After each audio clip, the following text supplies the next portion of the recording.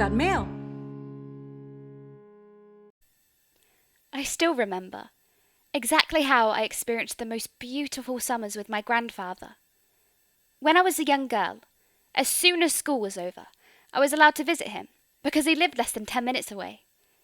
He lived in an old cottage whose garden was practically the entire Donnerwald Forest.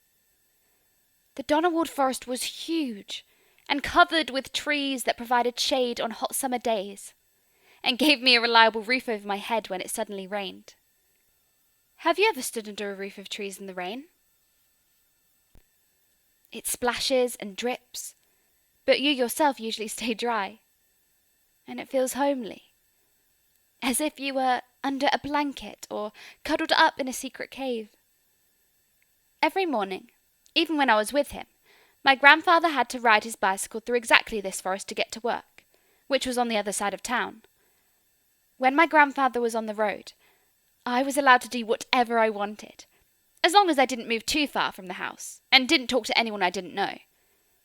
So, I imagined being an adventurer in the deepest nature, without civilization.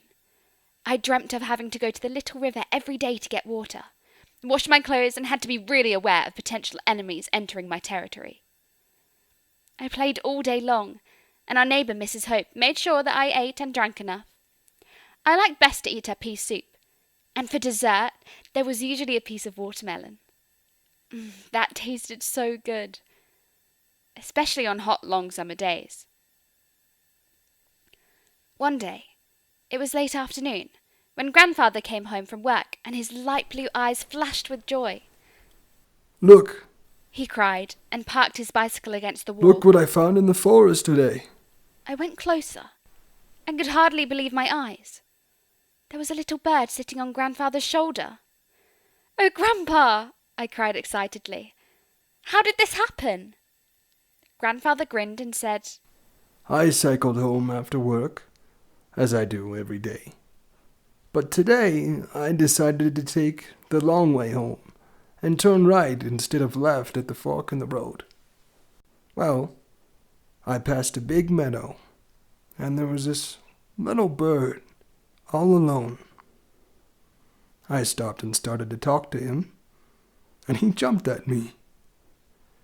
He came closer and closer, and when I wanted to go on, he followed me, like a little duckling follows his mother. I stopped again, and he flew on my shoulder and just wouldn't get off." I could hardly believe the story. A little birdie, so trusting. That was a rarity. "Is it hurt?" I suddenly asked, worried. "No, my little one. That little bird is very lively. I think we have a new family member." Grandpa couldn't have made me happier this summer. The little bird and I became something like friends, then something like best friends, and we were finally inseparable.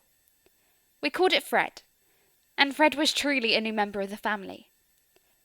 He sat on an extra chair when Grandpa and I had breakfast together, cuddled up in my arm when I watched TV, flew around me when I played in the woods, and when Grandpa had a little of the good schnapps in the evening. It happened that Fred tried to sip it too. In the morning, when I woke up, Fred would sit by my window and chirp and chirp. Sometimes I was still really very tired and didn't like the fact that Fred flew out of bed at 5 o'clock in the morning. But mostly we got along really well. One day, however, Grandfather, Fred and I were sitting having dinner, and Fred suddenly spread his wings and took off.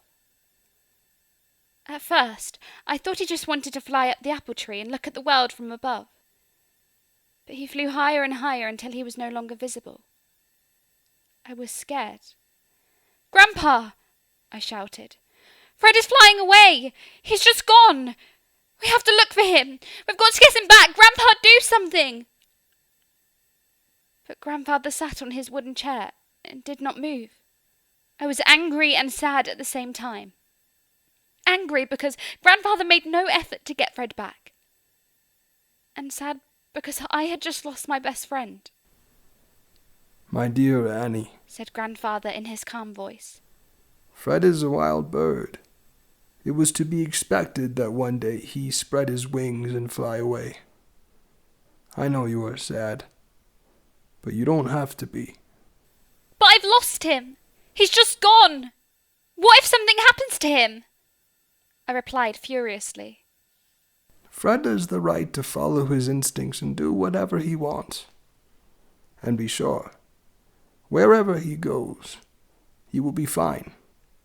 He will make new friends and have a nice long bird life. And that's the most important thing, isn't it? That you both are well and happy. I just would have liked to spend more time with him. How can he forget me like that and fly away without a warning? He just stumbled into our lives without asking. I understand that. Don't worry. Fred will never forget you. But it was time for him to leave. And that's okay. It won't serve us to hold that against him or be mad at him. Maybe one day he'll come back. And until then... He looked at me for a moment. Do you know what helps against the sadness? He asked, smiling. Chocolate ice cream? I asked hopefully. That too? He laughed. But think about it. You have a soft bed to sleep in, a wonderful forest to play in, and a grandpa who is the best chocolate ice cream in the world. All the great things that make life worth living. What's the point of being sad that Fred isn't here anymore? Think about what a great time you had together. And what a great time lies ahead for each of you. And maybe one day he'll pay us a visit. Who knows? But, in the meantime, remember, you can't stop birds from flying away. If you force them to stay, they're going to be unhappy. And if you truly care for them, so will you. That's the same with people, by the way. He said, with a wink, took a sip of his schnapps, and watched the sunset, smiling.